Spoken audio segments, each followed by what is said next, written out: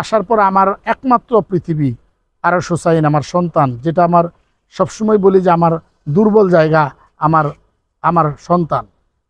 প্রচুর প্রচুর প্রচুর শব্দটা এই জন্যই বললাম যে অভিনেতা সিদ্দিকুর রহমানের মপ এবং জেলে যাওয়া সারা বাংলা ভাষাভাষী মানুষগুলো জানে।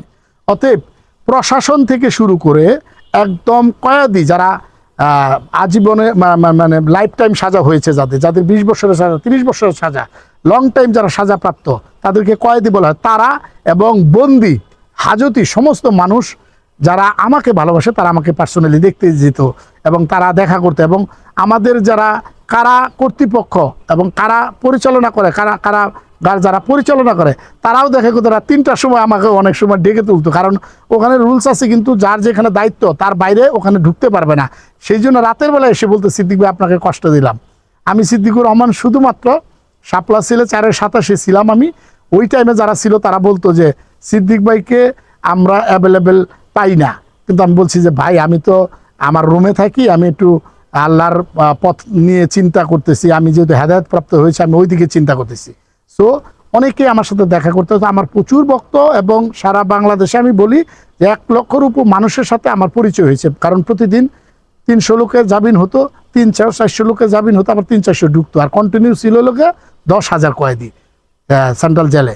সো ওই জায়গা থেকে যদি বলি 322 দিন গুণন 300 যদি দেই তাহলে 96,000 কয়েদি বা বন্দি বা হাজতি ছিল, যারা আপ অ্যান্ড ডাউন, মানে আপ ডাউন না, মানে ইন আউট হয়েছে।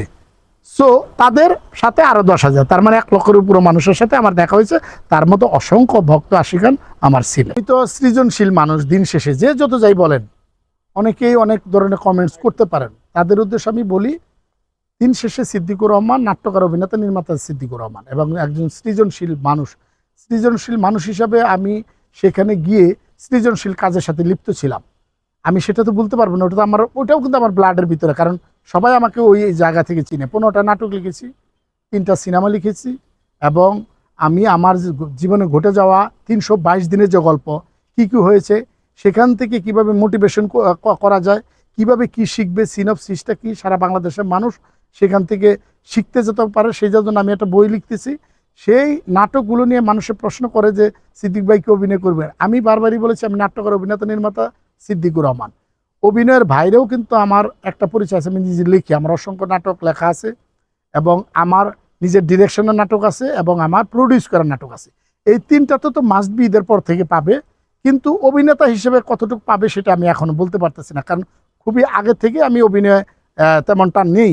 আমি এখন যেহেতু আল্লাহ প্রদত্ত আমি হেদায়েত প্রাপ্ত হয়েছি, ডেফিনেটলি আমি মনে করি যে আমার এই জায়গাটা থেকে আমাকে অভিনয়ে সে আগের মতো কেউ পাবে না, আগের মতো পাবে না, আগের সিদ্দিকুর রহমানকে পাবে না। যারা আশা করে তারা ভুল।